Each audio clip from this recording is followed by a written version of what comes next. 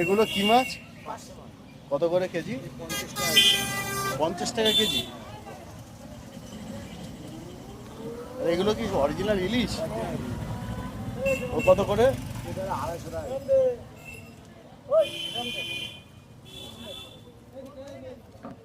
একটা ইলিশের ওজন কত?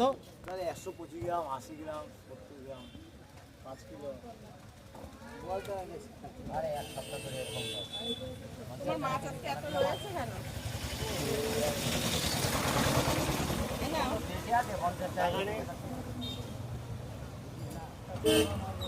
এই 550 টাকা কিলো দিচ্ছি। এদিকে আসো।